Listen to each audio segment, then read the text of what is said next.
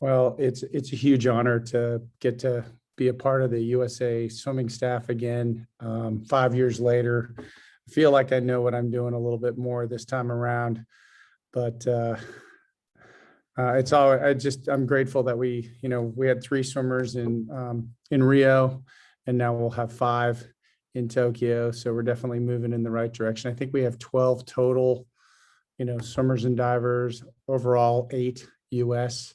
So definitely moving in the right direction. And I'm super pumped to go to Tokyo and make USA proud. David Woods, start us off. Yes, Ray, how has that worked out with you sharing Brinegar with both yourself and Coach Schubert? That sounds like it take maybe a certain amount of sacrifice on your part as well.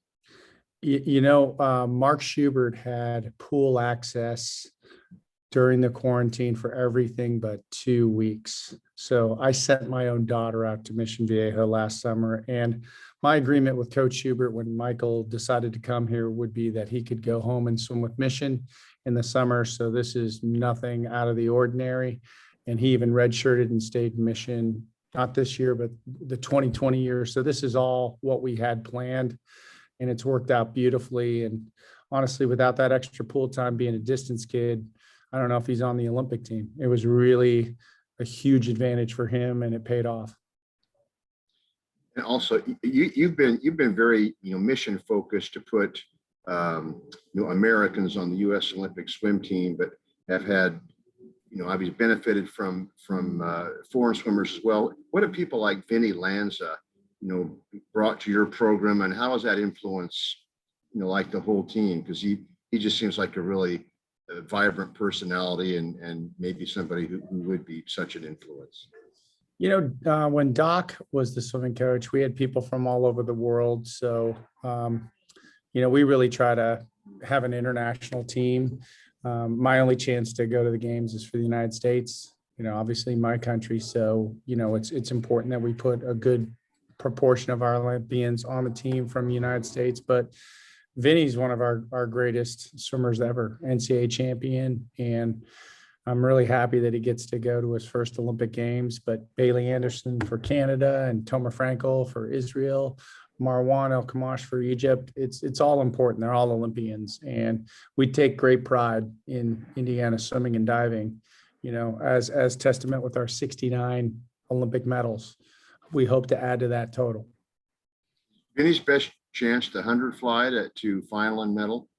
It is. That wasn't a great race at his trials, but since he had a previous A cut, they picked him up for that event. So he'll obviously be able to do the 100-meter fly and the 200 IM, and 100 is his best event.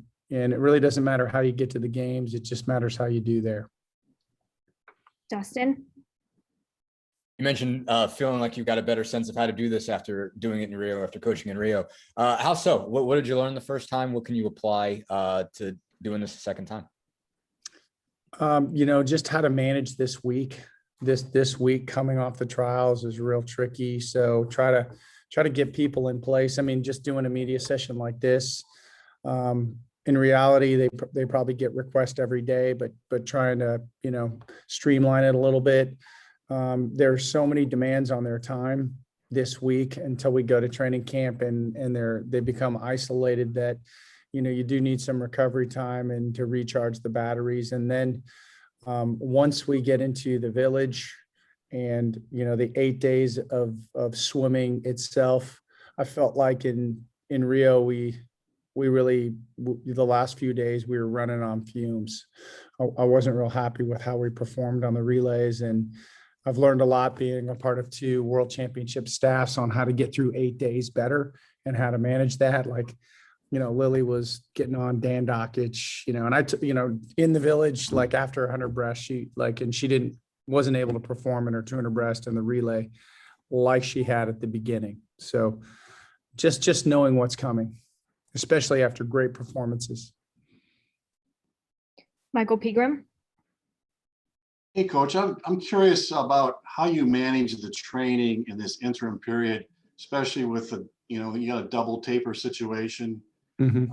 And you're you haven't started your camp. Do you coordinate with the other coaches for how much each individual swimmer has to work?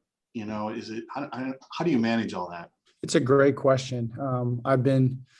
This week, I've had an Olympic staff meeting every single day as we work through, I've got the athletes I'm responsible for, but also like trying to take care of Michael Brenniger and hooking him up with the distance swimmers. Because if you can compete on these training trips, you can make yourself better in a couple weeks. So making sure to hook Zach and Blake up with Caleb Dressel and the other sprinters. Lily and Annie, that's a little trickier because the only other breaststroker is that 17-year-old from Alaska. So they're going to kind of be motherly toward her because I'm sure she's going to be deer in the headlights, but just trying to have some socialization, because you can't just train by yourself for 5 weeks. That's not going to work. So we're just planning on logistically how we're going to do all that and come together as a team. Kirk? I just want to get your thoughts about, this collection that swimmers that you're sending, and, how they stack up against the others in the world and their chances. Well, I'd say, if you're ranked pretty highly in the world, if you're top 5 in the world, you certainly have a medal opportunity. And I think Lily is 1st and 6th. Annie is 3rd in both the 100 and the 200, but she's only going in the 200. So they're medal contenders. I think Zach is a definite threat. Zach Apple in the 100 freestyle. And then Michael, he's going to have to drop a lot of time, which I do believe he's capable of to get himself into the top 8 and in medal contention. Marwan won't have to have shaved, in close proximity to the game. So he could be an outside shot. Guys like Vinny, Lanza and Tomer Frankel, ideally we want to get them into the A final. Like Tomer won a 51.8 unshaved at Israeli trials, and 51.2 made our team. And I just told Tomer on the phone, I go, you would have had a real good shot at making the US team. And if you make the US team, you're typically a medal contender. We have some events that we're not very highly ranked in. Usually it's been the longer ones just because of the compromised training in the COVID year. So I think we have some great opportunity also in relays as well. We want to bring home Olympic medals. That's what Team USA does. Lou? Hey, Ray, this is Lou from Seymour. I enjoyed your email the other day, but in the year since I last saw you at the Seymour pool, can you go through a little bit of where your mind has traveled from the uncertainty of a year ago to sort of a satisfaction moment at this point? Well, a year ago, we were getting a little bit of long course water in Seymour, and I can't thank that community enough, specifically Dave Boggs, the high school coach there.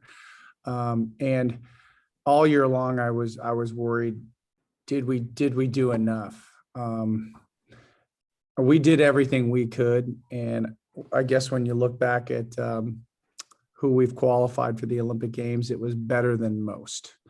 But really, we're going to be judged at what we do at the games. This is a big step. And for the US kids, it's probably the hardest one.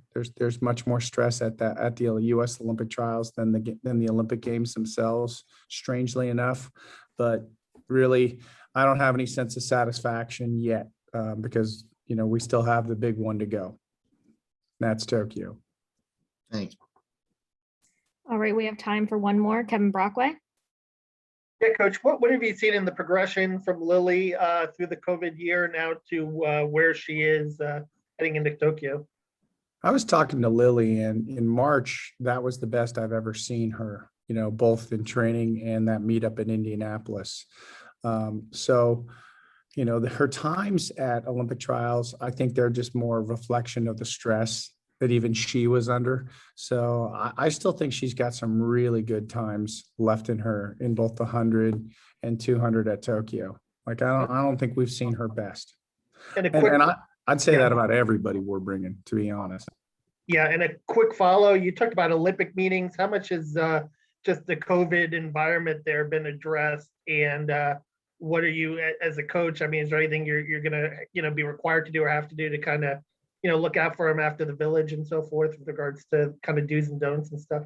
Yeah, well, I'd say everybody we're bringing, every athlete that I know of is vaccinated, which is good because, you're going to have your phone in Japan. And if you walk within 6 feet of somebody that's positive, and they triangulate those phones, you're gone. So I feel good about that part of the equation. But Japan, once we go to Tokyo, that's going to be rough. They are draconianly locked down. So I think the village is not going to be that pleasant, but our kids are so tough. I mean, they went all over the place, ponds and driving an hour and 15 minutes to Seymour. I like the fact that we're already battle hardened with inconveniences, and IU is pretty harsh with the testing. We had to be tested 3 times. It'll be every day in Tokyo, but I think we're battle hardened. And if you want to do more questions, I see a lot of hands here. I'm happy to take a few more.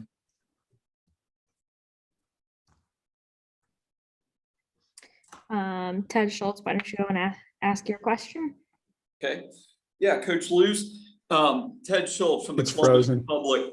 My screen is. How much of a transformation did Michael Brenniger have to make to get from where he was swimming as an open water swimmer, and after not making the team in the open water event, to be able to make it in the 800 and 1500? How much of a transformation did he have to make? And did you guys specifically set your training in the college setting when he was at IU this year for him to be able to excel in the shorter events?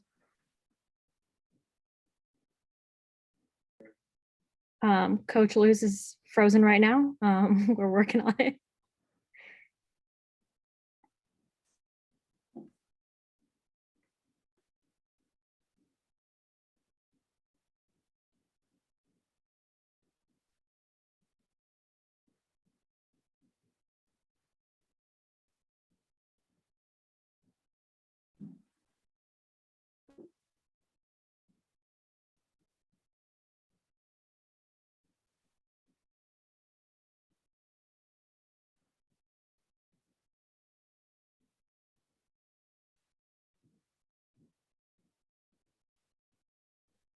Ted? Yes. All right. I think I heard your question. In the collegiate season, we really worked on Michael Brenniger's speed and technique. And when I watched him swim in Omaha, that's the best his stroke has looked. And so I think the collegiate season really played a big role in, setting him up for his success. His club coach, Mark Schubert, really commented on that's the most his technique has improved. So it's a team effort on him for sure. Thank you. Okay, who wants to go? I got a couple more minutes. Somebody just speak up. I actually have a question. Just about you and Drew both being Olympic coaches. Obviously, IU has a lot of tradition going back a long time, but what does it mean to have both of you guys being in the Olympics on that stage just for your program? I think it's incredibly important, and it is so hard to be a coach for Team USA. I didn't ever think that would happen to me. Drew's on his 3rd time and I'm on my 2nd time. So I'm just humbled and grateful. We have really good coaches here and awesome swimmers, and that's what makes it all possible. So I'm really, really humbled to have the opportunity, and we just want to do a good job by those kids that are going. JL Curvin. Hey, Coach, a little earlier, you called Zach Apple a definite threat at a medal. And I'm just curious, what is it about his skill set that makes you so confident in him? Zach Apple is historically a very good second shave swimmer. And he was pretty close to Dressel in that 100 freestyle. And he's going to be a lot better in Tokyo. And, I just think he's got a real shot at gold or silver, but Caleb Dressel's the guy to beat, but Zach has trained incredibly well all year, and I think he's got a huge drop in him. And if we can get the meet started off right, then he can really factor into a lot of relays as well. Just being a 100 freestyler, and that 200 free was a best time for him too. So his best swimming is coming in Tokyo. We all feel that way, and I think Zach feels that way more importantly. Kirk?